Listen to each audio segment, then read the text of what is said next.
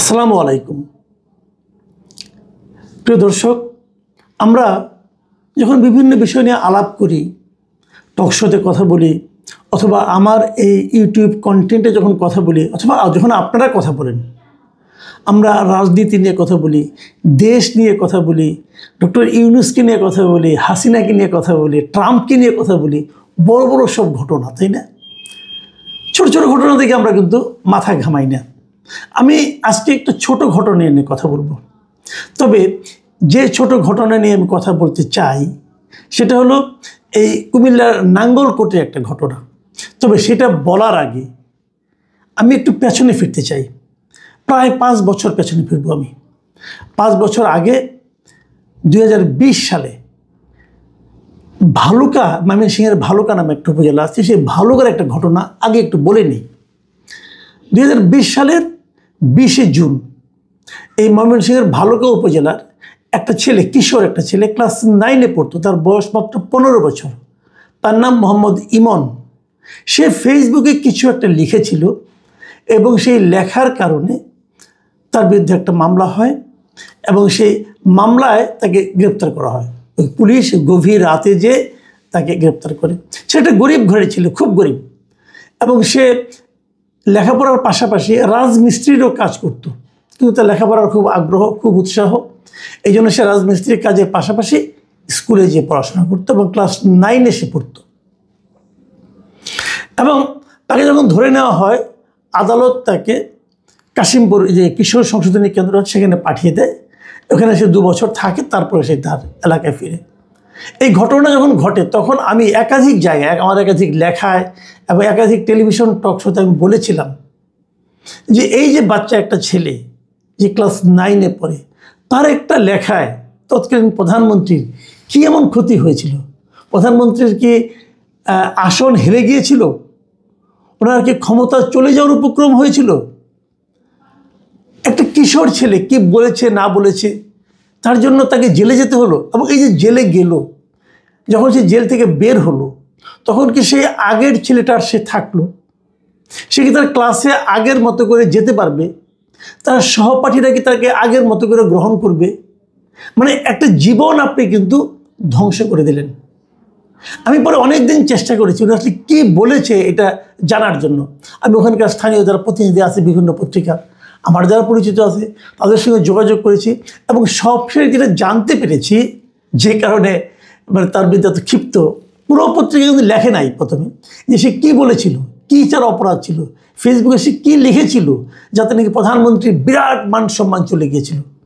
এবং তার যে প্রধানমন্ত্রী যে মান সম্মান গিয়েছিল এটা প্রধানমন্ত্রী নিজে জানতেন কিনা জানি না, তবে ওই ইউনিয়ন যুবলীগের সাধারণ সম্পাদক হানিফ মোহাম্মদ নিপুণ সাহেব তার বিরুদ্ধে বাদী হয়ে মামলা করেছিলেন। আমি জানি না এই হানিফ মোহাম্মদ নিপুণ সাহেব এখনো বেঁচে আছেন কিনা, অথবা উনি কোথায় আছেন, কিভাবে আছেন। থাকলেও নিশ্চয়ই দৌড়ের উপর আছেন এবং ওনার দৌড় দেখে নিশ্চয়ই আমরা অনেক সমবেদনা জানাচ্ছি। কিন্তু তখন ওনার হাতে ক্ষমতা ছিল, উনি অন্যদেরকে দৌড়ে বেড়াইতেন। এটাই নিয়তি আমাদের এখানে। যাই যে কথা বলছিলাম, এই ইমন, মোহাম্মদ ইমন আসলে কী লিখেছিলেন জানেন? উনি লিখেছিলেন ওই সময়ে মোবাইল ফোনের উপর ট্যাক্স বৃদ্ধির একটা কথা হচ্ছিল, যে মোবাইল ফোনের উপর বাড়তি ট্যাক্স দিতে হবে। এই খবরটা দেখে ইমন ফান করে লিখেছিলেন, এই যে বাড়তি ট্যাক্সটা উঠবে এটাকে দিয়ে কী হবে? সরকার যে বিধবা ভাতা দেয়, এখন আমাদের প্রধানমন্ত্রী তো বিধবা, এটাকে ওনার ভাতায় যায় লাগবে, এরকম একটা কমেন্ট সে করেছিল। মানি ঠিক করেনি কমেন্টটা, একজন মুরব্বী মানুষ সম্পর্কে এই ধরনের কমেন্ট করা উচিত না। উনি একদিকে মুরব্বী, আরেকদিকে দেশের প্রধানমন্ত্রী, এটা করা উচিত না তার, কিন্তু সে এই কমেন্টটা করেছিল। এই জন্য কী হলো, তার জীবনটাই কিন্তু ধ্বংস হয়ে গেল। সে হয়তো নিশ্চয়ই সংশোধন কতটুকু হয়েছে আমরা তো জানি, যে আমাদের দেশে যে কিশোর সংশোধনী কেন্দ্র আছে এখানে ঢুকলে মানুষ সংশোধিত হয়ে বের হয় না, বরঞ্চ অপরাধী হয়ে বের হয় অনেক সময়। এটা তাও হয়েছিল কিনা আমি আর জানিনি। আমিও দায়িত্বহীন লোক, পরে আর খবর নেইনি যে এখন সে ছেলেটা ইমন কেমন আছে অথবা নিপুণ কেমন আছে। এই যে ঘটনাটা বললাম নিশ্চয়ই আপনাদের কাছে খারাপ লাগলো, এবং সেই যে খারাপ কাজ এটা কিন্তু প্রধানমন্ত্রী করেননি, ওনার চামচারা করেছেন, ওই ইউনিয়ন যুবদলের সভাপতি করেছেন। ওই মামলায় পুলিশ ক্ষিপ্ত হয়ে যায়, তার যা অ্যারেস্ট করছে এবং বলছে ওই ফেসবুক পোস্টের কারণে নাকি স্থানীয়দের মধ্যে ক্ষোভ বাড়ছিল এবং মামলা হওয়ার পর তাকে গ্রেপ্তার করেছিল। আচ্ছা ভাই, একটা ইউনিয়ন পর্যায়ের লোক, সেখানে কি ক্ষোভ বাড়বে, কি হবে না হবে, ওসি সাহেব যে তার বীরত্ব প্রদর্শন করে আসছেন। ঠিক আছে, এই ঘটনাটা আপনার 4 বছর, তার ফলটা কিন্তু শেষ পর্যন্ত প্রধানমন্ত্রী শেখ হাসিনাকে ভোগ করতে হয়েছে 2024, 4 বছর পরে এসে। ওই ঘটনাই বলছি না, এরকম হাজারো ঘটনা সারা দেশে ঘটে, যার পুঞ্জীভূত ফল হয় যে শেষ পর্যন্ত যে শীর্ষ ব্যক্তি থাকে তার উপর।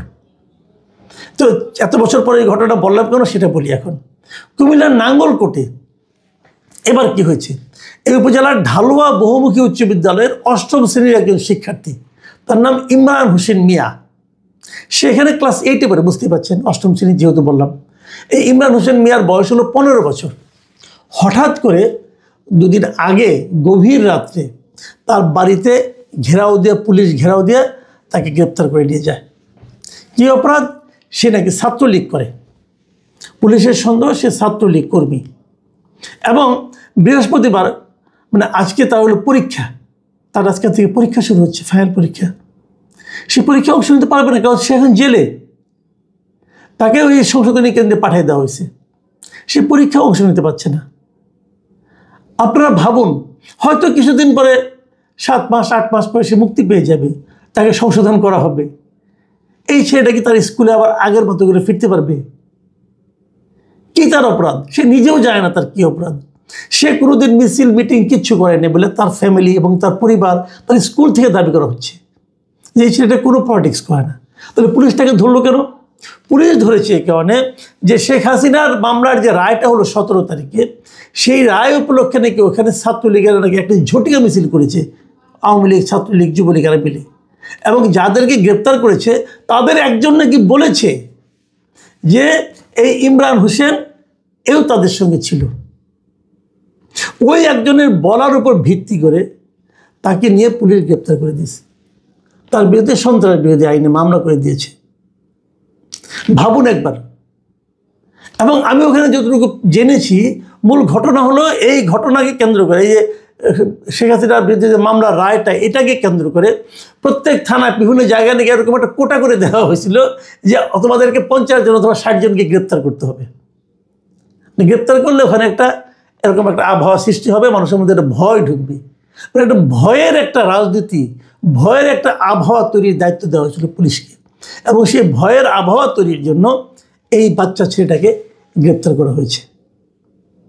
পুলিশকে জিজ্ঞাসা করবেন, তারা সুন্দর করে একটা এজাহার লিখবে। এবং এখানেও তাই হয়েছে। এখানে এজাহারে কী লেখা হয়েছে দেখেন, শুনলে আপনারা হাসবেন। এবং তাকে জিজ্ঞাসা করা হয়েছিল যে এই যে আপনারা করছেন কাজটা, পুলিশের ওখানকার যিনি ওসি আছেন AK ফজলুল হক, তাকে জিজ্ঞাসা করা হয়েছিল ওনাকে যে ধরছেন এই ছেলেটাকে, আপনার কোনো ছবি অথবা কোনো ভিডিও কি আছে? তার জবাবটা কি? যে আমাদের কাছে ছেলেটির কোনো ছবি বা ভিডিও নাই, তবে ওই দিন রাতে তাকে গ্রেপ্তারের আগে আরও 5 জনকে গ্রেপ্তার করা হয়, তাদের তথ্যে ইমরানের নাম পরিচয় নিশ্চিত হয়ে গেছে। মানে তাদের মধ্যে একজন বলছে ও ছিল, অতএব তাকে ধরতে হবে। কি করেছিল ইমরান বলেন? তার মধ্যে অভিযোগ সে ছাত্রলীগের সক্রিয় কর্মী। ভাই আমি একটা কথা বলি, ছাত্রলীগ তো এই মুহূর্তে নিষিদ্ধ সংগঠন, তাই না? ছাত্রলীগ যারা করতো, ছাত্রলীগ তো 2-3 জন লোক করতো না, অনেক লোকই করতো। তো যেই দিন ছাত্রলীগ নিষিদ্ধ হয়ে গেল, যেদিন, তারপরের দিনে কি যারা ছাত্রলীগ করতো, যত লোক ছাত্রলীগ করতো, সবাইকে অপরাধী হয়ে গেল? সবাইকে কি জেলে দিতে হবে? একটা সংগঠন, চলমান সংগঠন হঠাৎ করে নিষিদ্ধ হয়ে গেল, হয়ে যাওয়ার সঙ্গে সঙ্গে এই সংগঠনের যত নেতাকর্মী সমর্থক আছে সবাই কি অপরাধী হয়ে গেল? কোন আইনে হলো বলেন? আপনি একটা সংগঠনকে নিষিদ্ধ করেছেন, ওকে। এখন যদি এই সংগঠনের পক্ষে কেউ সক্রিয়ভাবে রাস্তায় না নামে, অথবা কোনো জায়গায় যদি তাদের সক্রিয়তা দেখা না যায়, একদা করতো, তাহলে সে অপরাধী? এটা কোনো অপরাধের সংজ্ঞার মধ্যে পড়তে পারে? ছাত্রলীগ করতে এখন তো করে, এখন তো সংগঠনই নাই, করে না, শেষ। এই অপরাধে একটা ছেলেকে সন্দেহের বশবর্তী হইয়া, তার একটা মানে জুভেনাইল বাচ্চা একটা ছেলে, বাংলাদেশের আইন অনুযায়ী 18 বছরের কম হলে শিশু হয়, একটা শিশুকে আপনি ধরে নিয়ে আসলেন। আমাদের পুলিশ মানুষ হবে কবে? আমি এটা বুঝি না। এই পুলিশকে কিন্তু আন্দোলনের গত জুলাই আগস্টে কিন্তু এই ছাত্ররা কিন্তু পিটিয়েছে, হত্যা করেছে। আমি নিজে পুলিশে যারা মারা গেছে তাদের হত্যার বিচার দাবি করেছি। এই সরকার সেই বিচারের ব্যাপারটাতে তারা ইন্ডিমিডি দিয়ে দিয়েছে, তাদের কোনো বিচার হবে না, পুলিশ হত্যার কোনো বিচার হবে না। আমি দাবি করি যেই হোক, কেউ মারা গেলে তার বিচার হতে হবে, বিচারে যদি কেউ নির্দোষ হবে কিন্তু বিচারটা হতে হবে। ভাবুন এত বছর পরে তাদের মধ্যে কি চারিত্রিক চেঞ্জটা আসছে? এটা একটা কাজ করছে। ওই ওসি সাহেবকে আমি জিজ্ঞাসা করি, মিস্টার ফজলুল হক সাহেবকে, ভাই আপনার ঘরে বাচ্চা নাই, আপনার শিশু সন্তান নাই, আপনি আগে ভাবেন তো আপনার বাচ্চাকে যদি কেউ ধরে নিয়ে যেত আপনার কাছে কেমন লাগতো? এই তার ডেকোরেটর পিতা আপনার কাছে আসে নাই, প্রশ্নপত্র নিয়ে আসে? আপনি স্কুলে জিজ্ঞাসা করেন, স্কুলের টিচারকে জিজ্ঞাসা করেন যে এ কি আসলেই সন্ত্রাসী, এ কি আসলেই ছাত্রলীগ করে? তাকে জিজ্ঞাসা না করে কে একজন বললো, যাকে ধরেছেন সে বলেছে বলে আপনি দাবি করছেন, তো বলেছে কিনা তার কোনো প্রমাণ নাই, আপনি একমাত্র প্রমাণ, আপনি একমাত্র সাক্ষী। পুলিশ দাবি করতেছে, ও বলছে, অথবা আপনি একটা ছেলের জীবনটাকে ধ্বংস করে দিচ্ছেন। এই ছেলেটা যখন বেরিয়ে যাবে তার মন মানসিকতা আগের মতো থাকবে? তারা কি ভাববে না যে ছাত্রলীগ না করে আমি ছাত্রলীগ করলাম, ছাত্রলীগ না করে আমার ছাত্রলীগ করার অপরাধ আমার উপরে চাপানো হলো? তার মধ্যে কি জেদ তৈরি হবে না, ক্ষোভ তৈরি হবে না? এই ক্ষোভ এবং জেদ দিয়ে যখন সে বড় হবে তাদের কাছ থেকে আপনারা কতটুকু ভালো ব্যবহার আশা করবেন? একসময় তো আপনিও বৃদ্ধ হবেন, কে জানে একসময় তো এই ছেলের কাছে আপনাকে কোনো একটা কারণে যেতে হবে। এভাবে ভাবেন। সমাজটা বড় অদ্ভুত জায়গা ভাই।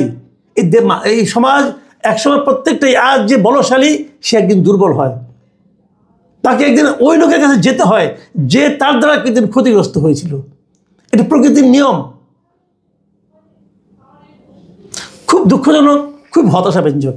আমি মনে করি না আমরা একটা একটা স্বৈরাচারী শাসকের হাত থেকে দেশটাকে মুক্ত করেছি। আমরা ভেবেছিলাম অনেক চেঞ্জ হবে, কোনো চেঞ্জ হয় নাই, বরং কোনো কোনো ক্ষেত্রে আগের চেয়েও খারাপ হয়েছে।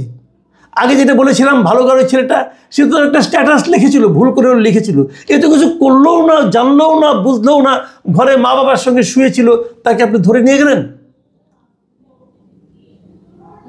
প্রিয় দর্শক, এই দৃশ্যে আমরা দেখতে চাই না। এর প্রতিবাদ করতে হবে বিভিন্ন জায়গায়। আপনার প্রতি ওই স্কুলের কথা আমি বলি, ওই স্কুল কি পারতো না বলতে? স্কুলের হেডমাস্টারকে বলতে পারতো না, নিজে থেকে বলতে পারতো না যে আপনারা যাকে ধরে এনেছেন সে আমার ছাত্র, তাকে আপনি এভাবে নেবেন না? তারা কি ভূমিকা পালন করলো? আমরা সবাই মুখ ও বধির হয়ে গেছি, কেউ কথা বলতে ভয় পাই। তারা ভেবেছে আমরা যদি যাই, পুলিশ যদি আমাদের আটকে ফেলায়। এই অন্ধত্ব, এই আপনার মুখ হয়ে যাওয়ার যে বৈশিষ্ট্য, এর হাত থেকে আমাদের মুক্তি দরকার।